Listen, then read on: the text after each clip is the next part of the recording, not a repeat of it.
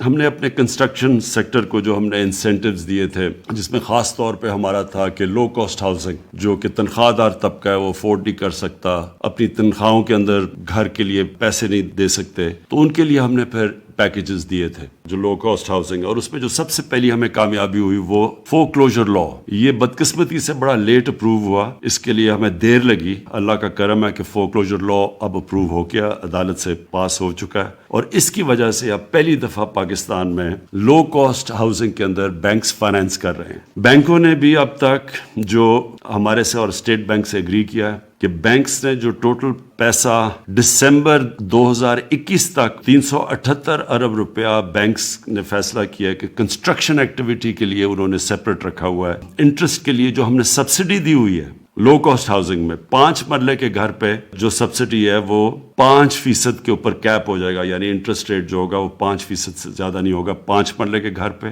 اور جو 10 مرلے کا گھر ہے اس کے اوپر 7% سبسڈی اگلے 5 سال تک، یعنی 7% سے اوپر نہیں ان کو انٹرسٹ دینا پڑے گا.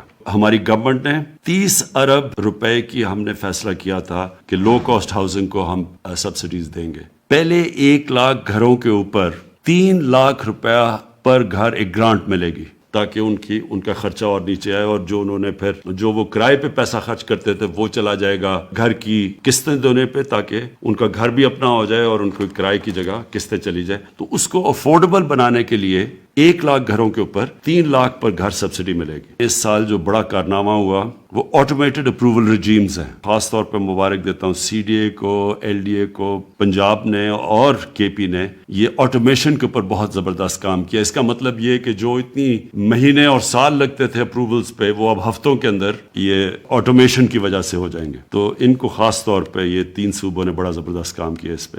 اس کے علاوہ جو ماسٹر پلانز بن رہے ہیں شہروں کے، یہ پہلی دفعہ ہے کہ ہمارے جو شہر ہیں ان کے اندر پرانے ماسٹر پلانز ہو چکے ہیں. شہر اتنے بڑھ چکے ہیں، ماسٹر پلانز کو آؤٹ لیو کر چکے ہیں. فیصلہ کیا گیا کہ سارے بڑے شہروں کے اوپر نئے ماسٹر پلانز بنائیں گے.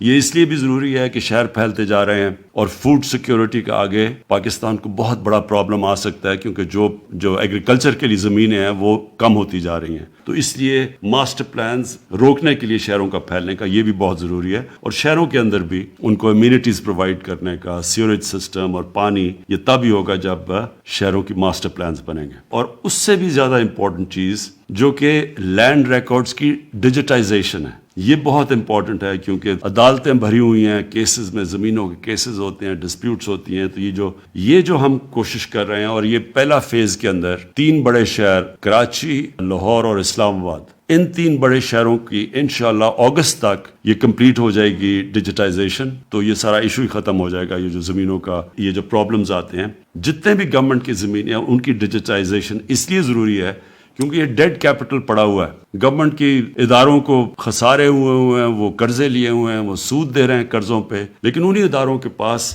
اربوں روپے کی زمینیں پڑی ہوئی ہیں. لیکن صرف یہ پرابلم ہے کہ کیونکہ لینڈ ریکارڈز ان کے ٹھیک نہیں ہیں، تو وہ زمینوں کو بیچ کے وہ یعنی ان سے فائدہ نہیں اٹھا سکتے. ساری ہماری کنسٹرکشن انڈسٹری کو بڑی انتظار کر رہی تھی اس چیز کے اوپر. تو میں ان کو یہ نئے سال کی خوشخبری دینا چاہتا ہوں. جو فکس ٹیکس رجیم تھی وہ 31 دسمبر 2021 تک ہم نے ایکسٹینڈ کر دی ہے. یہ بڑی ڈیمانڈ تھی کنسٹرکشن انڈسٹری سے، تو انشاءاللہ تو آپ کے پاس 1 سال ایکسٹرا آ گیا. دوسرا جو ایک اور ایگزیمپشن جس کو سیکشن 111 کہتے ہیں، جو disclosing the source of income of investment, یعنی جو آپ جب انویسٹ کرتے ہیں پراپرٹیز میں، اس کی ہم نے ایکسٹینشن 30 جون 2021 تک کر دی ہے. جو پروجیکٹس کی کمپلیشن ہونی تھی 30 سپٹمبر 2023، اس کو 1 سال مزید اور ایکسٹینڈ کر دیا ہے. پھر چوتھی چیز جو exemption for disclosing source of investment for buyers, جو خریدار جن کو ڈسکلوز کرنا پڑتا تھا سورس آف انکم، اس کو بھی ہم نے 31 مارچ 2023 تک ایکسٹینشن دے دی ہے.